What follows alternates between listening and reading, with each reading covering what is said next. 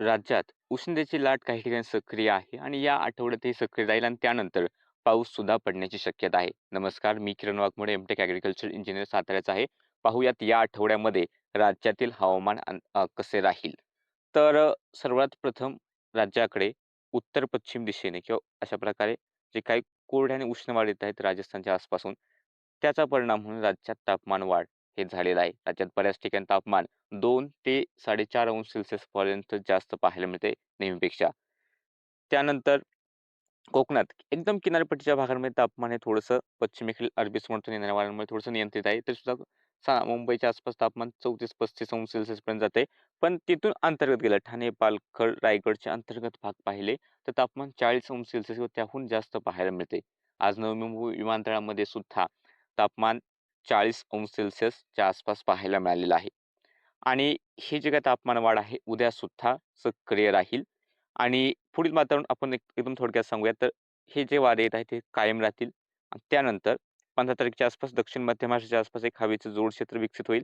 त्यानंतर 14-15ला त्या ठिकाणी वातावरणात बदल होईल आणि त्यानंतर एक पश्चिमी आवर्त येतोय. त्यानंतर इकडे हवेचं जोड क्षेत्र आपल्या महाराष्ट्राच्या बऱ्याच भागांमध्ये जास्त सक्रिय बनतंय आणि त्यामुळे राज्याच्या बऱ्याच भागांमध्ये मेघगर्जनेसह पाऊस सक्रिय होण्याची शक्यता आहे.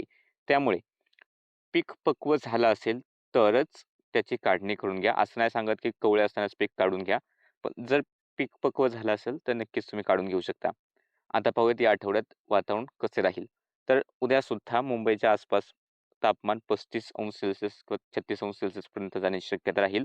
तर ठाणे, पालघर, रायगड, रत्नागिरीचे अंतर्गत भाग आहेत या ठिकाणी तापमान 40 ते 42 अंश सेल्सिअस दरम्यान राहण्याची शक्यता आहे. म्हणजे अंतर्गत भागात उष्णतेची लाट सक्रिय राहील.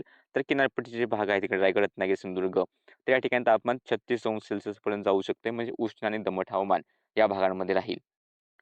मात्र परवापासून पश्चिमेकडील वाऱ्यांचा वेग थोडासा अधिक लवकर सक्रिय होतील पश्चिमेकडील वारे.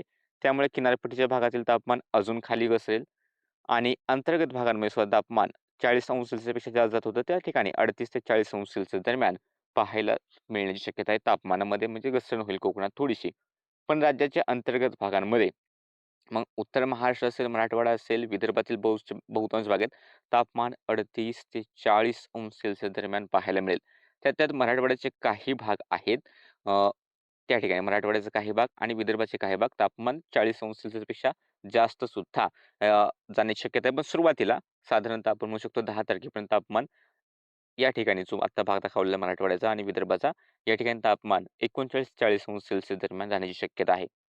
तर इकडे दक्षिण मध्य महाराष्ट्राचा जो भाग आहे, तर या दक्षिणेकडील भागांमध्ये सुद्धा म्हणजे पुणे, सातारा, सांगली, कोल्हापूरचे भाग आहेत. या ठिकाणी तापमान 37-38 अंश सेल्सिअस पर्यंत जाण्याची शक्यता आहे किंवा काही ठिकाणी 39 अंश सेल्सिअस पर्यंत सुद्धा जाऊ शकते. हे 2 दिवसाचं झालं. त्यानंतर अंतर्गत जे भाग आहे तिकडे विदर्भातील अकोला, अमरावती, यवतमाळ, वर्धा, चंद्रपूर किंवा नागपूरच्या आसपासचे भाग असतील. या ठिकाणी तापमान 40 ते 42 अंश सेल्सिअस म्हणजे 11 तारखेनंतर 40 ते 42 अंश सेल्सिअस पर्यंत जाईल. म्हणजे उष्णतेची लाट या ठिकाणी अधिक आपल्याला पाहायला मिळेल सशक झालेली.